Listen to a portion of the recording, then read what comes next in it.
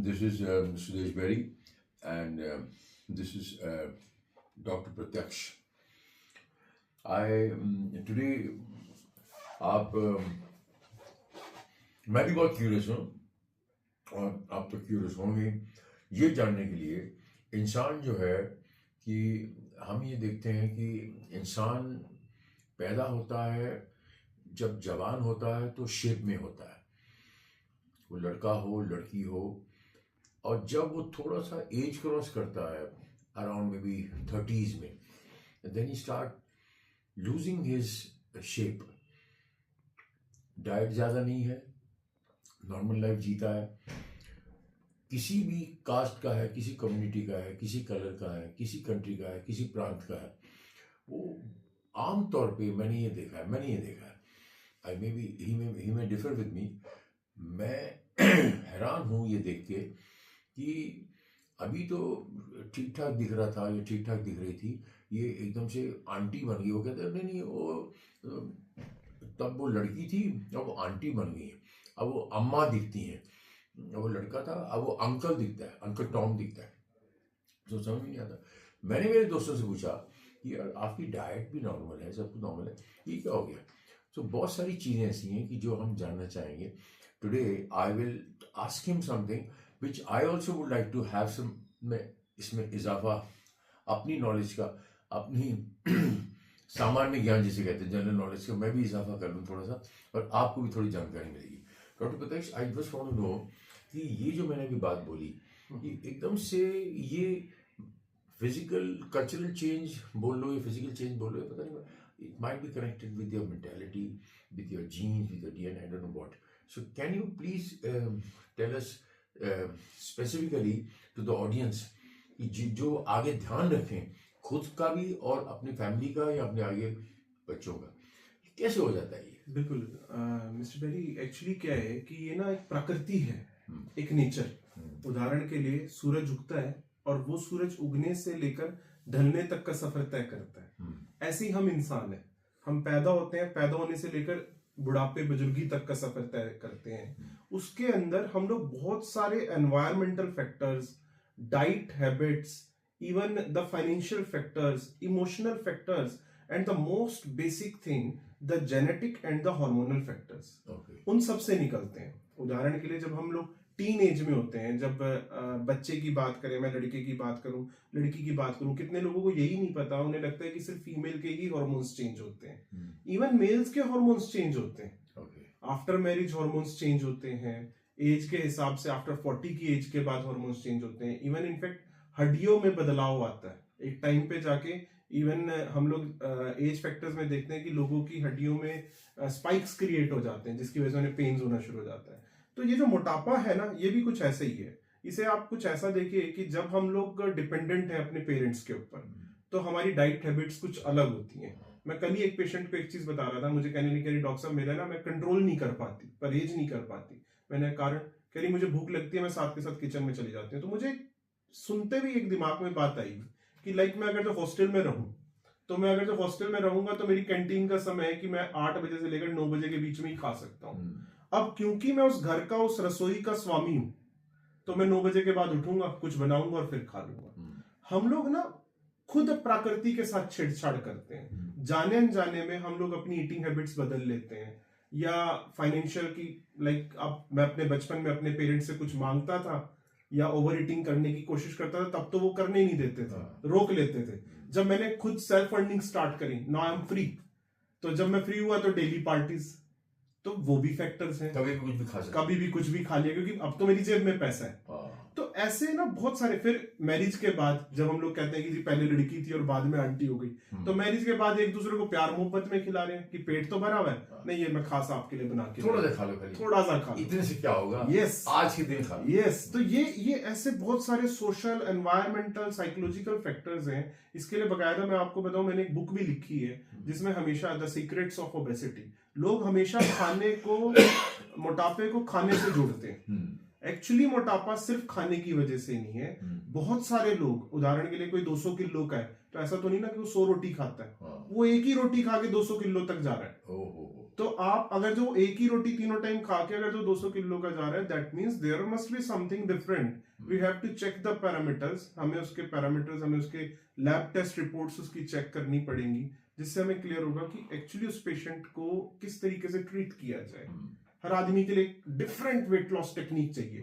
जैसे मान लीजिए किसी को घुटनों की समस्या है, किसी को रीढ़ की हड्डी की समस्या है, किसी को किडनी प्रॉब्लम है, किसी को डायबिटीज है. तो अक्सर क्या होता है कि आप जिम में गए, घुटनों की समस्या है, तो जिम इंस्ट्रक्टर कहेगा धीरे धीरे जंप कर लो.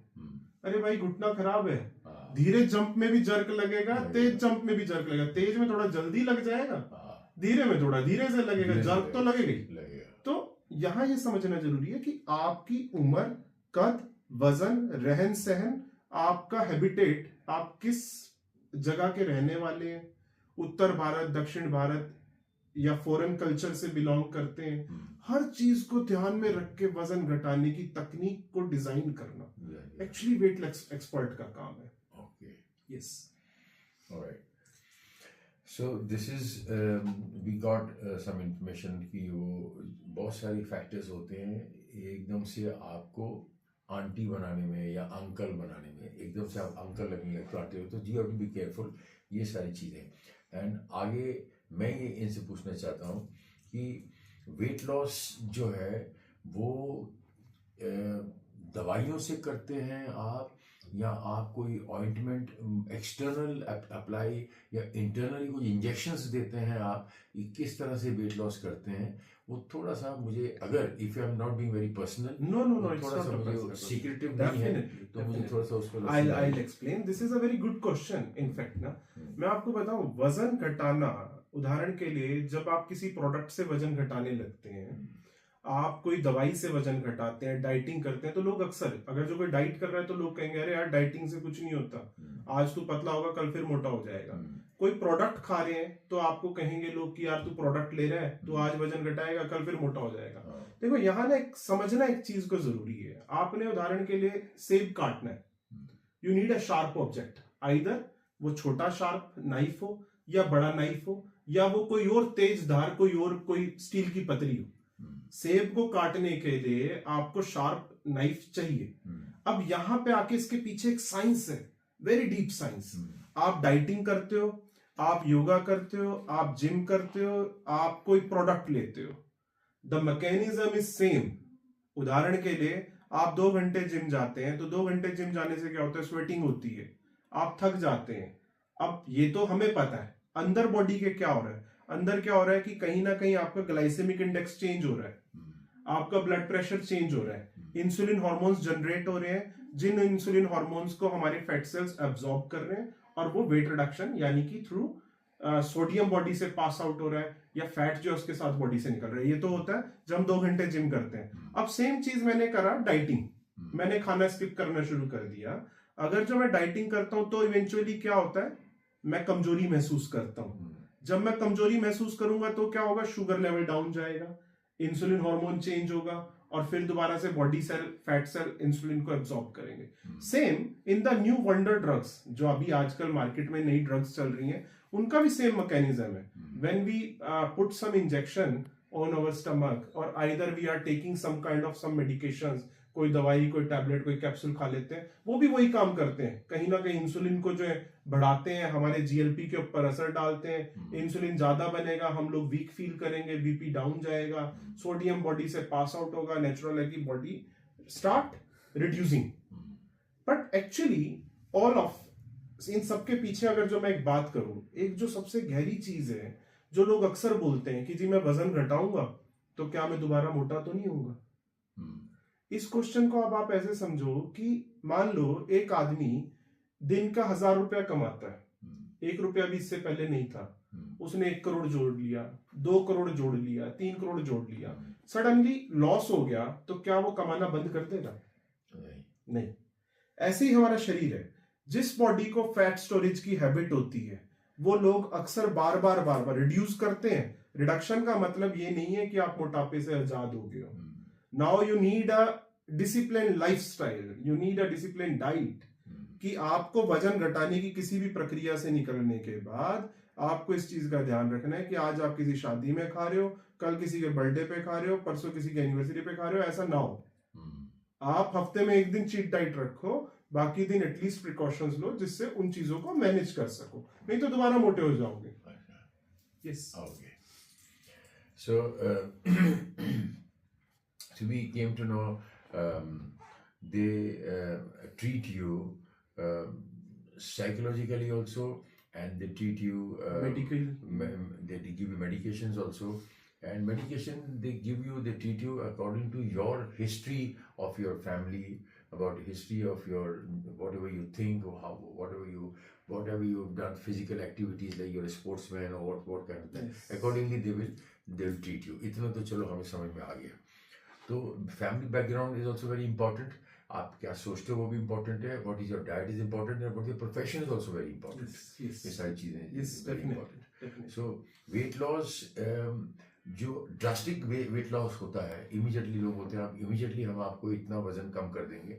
आई थिंक मैं आपको नहीं ऐसा लगता कि this is very anti nature, actually going against your nature, it's basically against depend this nature? हाँ Okay. डेफिनेटली मैं बिल्कुल आपकी बात से सहमत हूँ कि बहुत ज्यादा इंस्टेंट वेट लॉस हाँ हमेशा नुकसान देता है, पर इसी एक लाइन में से एक और सवाल निकल के आता है। हम्म, उदाहरण के लिए एक आदमी है 5 फुट 10 इंच कद के अंदर 100 किलो पे, हम्म, और एक आदमी 5 फुट 10 इंच कद के अंदर है 200 किलो पे। हम्म, अब 5 फुट 10 इंच कद के अंदर 100 किलो वाले आदमी ने 10 दिन में घटाया 2 किलो, तो 5 फुट 10 इंच कद के अंदर 200 किलो वाले आदमी को घटाना चाहिए एटलीस्ट कम से कम 4 किलो। okay, so the ratios are always same. okay, हम लोग भी जब क्लेम करते हैं ना, जब रिडक्शंस क्लेमिंग्स की बात आती है, तो ऐसा नहीं कि मान लो मैंने किसी आदमी का 5 किलो 10 दिन में घटा दिया तो XYZ नाम का हर आदमी 5 किलो 10 दिन में घटाएगा। No, it depends. हम लोग उसे पहले बताएंगे कि आप इतने समय में इतना वजन घटा सकते हो, ये हेल्दी है। okay, इससे आगे आप जाओगे, अभी लाइक मैं एक एग्जांपल देता हूँ आपको, हालांकि नाम नहीं हाईलाइट करूंगा क्योंकि हमारे बॉलीवुड सेलिब्रिटीज भी, मिनिस्टर, सभी क्लाइंट्स हैं। okay, तो हमारे पास यूजली क्या होता है कि हमें टारगेट्स दे दिए जाते हैं कि इतने टाइम में हमें इतनी रिडक्शन चाहिए, और हम लोग उसे करते हैं। कारण क्या है? अभी लाइक एक छोटा सा एग्जांपल है, एक आर्मी पर्सन, उन्होंने ड्यू टू प्रमोशन के लिए उन्होंने रिड्यूस करना था, तो उन्होंने कि मेरे को लैब टेस्ट के पैरामीटर्स डॉक्टर साहब ओके, मुझे वेट लॉस इतने तारीख तक ओके करके दे दो। हमने किया, क्योंकि फिर हम लोग उन्हीं चीजों को उसी तरीके से मूव ऑन करेंगे। इतनी टाइम तक मतलब लिमिटेड टाइम यस दे दिया yes yes yes we can, challenge for you. Yes, ये सब रूटीन में चलता है। अच्छा, रूटीन में। हाँ, मतलब ये routine weight loss challenges, like we are claiming 10 kg in a month, ओहो, we are claiming 8 to 10 kgs within just 20 days ओहो, विदाउट एनी स्किपिंग मील। मेरे after weight weight loss also. नहीं, मेरे weight loss के दौरान exercise आप करो ना करो, रोटी छोड़ो ना छोड़ो, सब्जी भी खा सकते हो, दूध भी ले सकते हो, दही भी ले सकते हो, फल भी ले सकते हो, सलाद भी ले सकते हो। वेट लॉस के लिए मैं हमेशा इस चीज के अगेंस्ट हूं कि आप खाना छोड़ के पतले हो रहे हो, या फिर आप ओवर प्रेशर एक्सरसाइजेस का लेके पतले हो रहे हो, क्योंकि कहीं ना कहीं ये जो खाना छोड़ रहा है ना, that leads to the different medical condition called bingeing, binge eating disorder. अगर जब मैं खाना छोड़ के पतला होऊंगा ना, तो नेचुरल है कि कहीं ना कहीं बॉडी के अंदर न्यूट्रिएंट्स की कमी हो जाएगी, खाल लटकनी शुरू हो जाएगी, स्किन सैगिंग आएगी, या फिर हो सकता है कि लाइफ क्वालिटी कहीं ना कहीं डिस्टर्ब हो जाएगी। तो खाना छोड़ना सबसे ज्यादा गलत है। खाना छोड़ने से अक्सर आप देखोगे, आप किसी का रात का खाना आज से बंद कराओ, 6 दिन बाद उसे रात का खाना दो, वो दोगुना ना खा ले, वो भर लेगा, ओवर ईटिंग कर लेगा। तो it is a mind game. Weight loss is a mind game. कहीं भी वो ऐसा नहीं है कि फोर्सफुली आप कुछ नहीं कर सकते। जो हम लोग रिडक्शंस देते हैं, मैं जैसे क्लेम भी करता हूं कि मैं इतने टाइम में रिडक्शन दे दूं, इवन दैट इज नेचुरल।